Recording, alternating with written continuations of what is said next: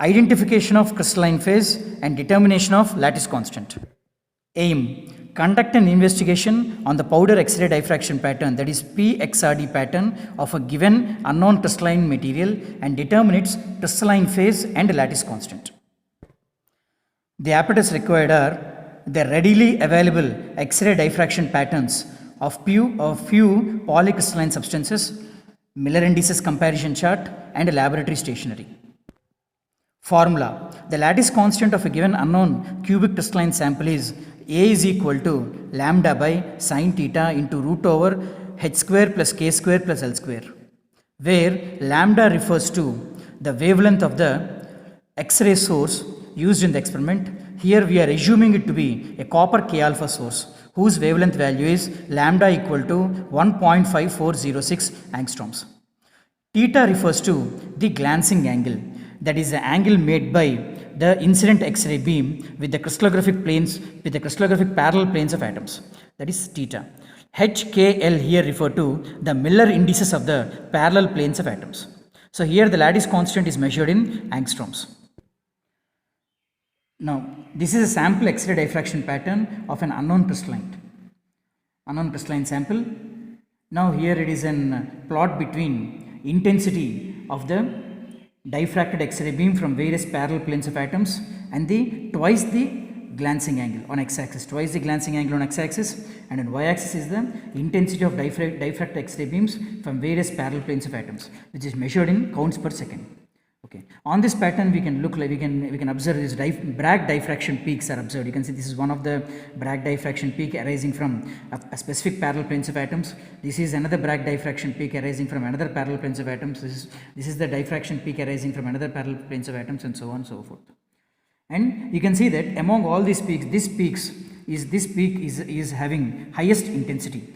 So this means that this is the most preferred X-ray diffraction among this peak, which is having the highest intensity, refers to the most preferred orientation of atoms inside the crystal. Right. Coming to this observation table, we can look over here. This is the peak 1, peak 2, peak 3, peak 4, 5 and 6 and so on. So these peaks are numbered in such a fashion: first diffraction peak, second diffraction peak, third, fourth, fifth and sixth. These are the various diffraction peaks, and these 2 theta values correspond to the Bragg angle of diffraction. Here you can see that the peak having highest intensity, that is peak number 1, is the angle of diffraction value 2 theta corresponds to 44.53 degrees. So this could be around 44.53 degrees. This could be around that value. And the second diffraction peak is arising at a value of 2 theta equal to 51.89 degrees, and so on. For the third peak it is around 76.45 degrees, and for the fourth peak it is around 93.01 degrees. It is here, and so on for fifth and sixth peaks also. Now the tableau form. You can see here this the first Bragg diffraction peak is having an 2 theta value of 44.53.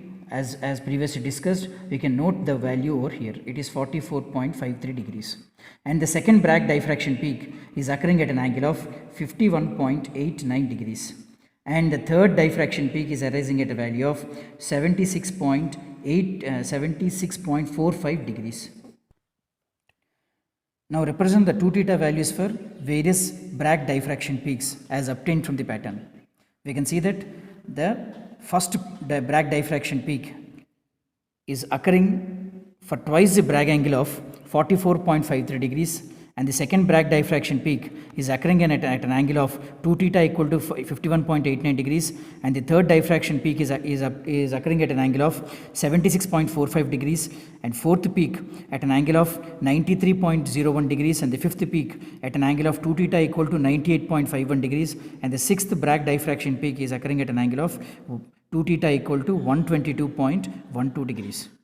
Now after 2 theta, find out theta value. That is, now the theta values or the glancing angles will become For the first peak it is 22.265, for the second peak it is 25.945, for the third peak it is 38.225, and for the fourth peak it is 46.505, and for the fifth diffraction peak it is 49.255, and for the sixth diffraction peak it is 61.06. These are the glancing angles or the angles of diffraction from various parallel planes of atoms. Now, after sin theta, find out sin square theta for all these values. Find sin theta and sin square theta. Now this here in this chart, 0.144 is now the least value of sin square theta compared to all the Bragg diffraction peaks. You can observe here. Now sin square theta by sin square theta minimum, that is dividing all these values by the minimum value, that is 0.144, we will get as 1, 1.33, 2.66, 3.63, 3.986 and 5.32 respectively on division. Now multiply this sin square theta by sin square theta minimum, this ratio, by a factor 3. If you multiply, we are getting the values for the first Bragg diffraction peak as 3, for the second Bragg diffraction peak as 3.987, and for the third Bragg diffraction peak as 7.98, and for fourth Bragg diffraction peak it is 10.96, and for the fifth Bragg diffraction peak it is 11.958, and for the sixth Bragg diffraction peak it is 15.96. Now, rounding off to the nearest digits, we get this h square plus k square value as, we should round off this value to the nearest decimal, we will get it as 3, 3.987 can be rounded off to 4, 7.98 here can be rounded off to 8, 10.96 can be rounded off to 11, and 11.958 can be rounded off to 12, 15.96 can be rounded off to 16. These are now the h square plus k square plus L square values for this Bragg diffraction peaks here. Now by using the standard chart and these values of various h square plus k square plus L square, we will find the Miller indices values HKL. Now how it can be done? Now we will see the first peak here. The first peak is having a h square plus k square value of 3. Now here we have provided a selection rule chart. Now if you look at the value of h square plus k square plus L square is 3, the corresponding Miller indices are 1, 1, 1. So represent the Miller indices here as for 3 as 1, 1, 1. Similarly, for the second Bragg diffraction peak, the h square plus k square plus L square value is 4. So again, moving to the selection rule chart, we can see that this value of 4 is arriving for the HKL values of 200. So I have put it over here 200. Similarly, for 8, h square plus k square plus L square value of 8, the corresponding Miller indices are 220, and for 11 it is 311. This can be seen here. For 8 it is 220, for 11 it is 311, and similarly for 12 it is 222. This is again observed here. For 12 it is 222, and for h square plus k square plus L square value of 16, that is for the last diffraction peak, the HKL value is 400. It is observed here 400. Right. Now we can find the lattice constant. To find the lattice constant, what we will do is, the formula is being given, A equal to lambda by sin theta into root over h square plus k square plus L square. So for each and every Bragg diffraction peak, find the corresponding lattice constant. So on substituting the value of sin theta for the first Bragg diffraction peak and h square plus k square plus L square value here, we got the value as 7.0406 for the first Bragg diffraction peak. For the second peak, we obtained in a similar fashion as 7.043. For the third Bragg diffraction peak, the calculated lattice constant is 7.0282.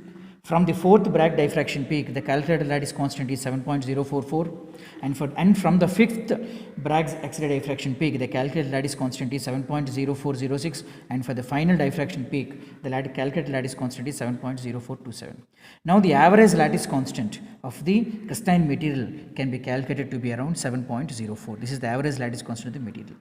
Next, we have to also determine what is the crystalline phase. So how to determine the crystalline phase? Here, if you take the cubic, we have in a cubic, because here we are multiplying by 3, we can see it is a cubic lattice. For a cubic lattice, there are 3 different kinds of lattices, that is simple cubic, BCC and FCC. So among these 3, what could be the possibility? So if we go to the selection rule chart, here we can see that for a simple cubic lattice, all parallel planes of atoms are possible. All these Miller indices are possible for simple cubic. But simple cubic is also very rare element to be rare crystalline phase to be formed. Only polonium is the only material that exhibits simple cubic lattice. No other material exhibits simple cubic. So we can eliminate this. So only the possibility is in between either BCC or an FCC. So the shown crystalline phase can be either BCC or FCC, because simple cubic is only possible for polonium, and also in a simple cubic lattice all the X-ray diffraction, X-ray reflections happen from all these possible planes.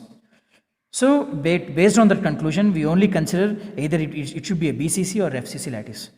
How to choose that? We can observe here that the 111 reflection, the reflection from 111 plane is occurring only in FCC but will not occur in a BCC lattice. Also, if you take the 311 reflection from 311 plane, this reflection from 311 plane is also occurring for FCC lattice but does not occur for BCC lattice. And all other possibilities are there. If you take 200 from 200, in both FCC lattice and BCC lattice reflections occur. For 220, in both BCC and FCC reflections occur. Similarly, for 222 also, for BCC and FCC, Bragg reflections can occur. Also in 440 also, Bragg reflections can occur for both BCC lattice and FCC lattice. But these two reflections, that is a 111, and that is 111 reflection from 111 plane and reflections from 311 plane, can only happen for FCC. So the crystalline phase shown in the earlier figure should be an FCC lattice.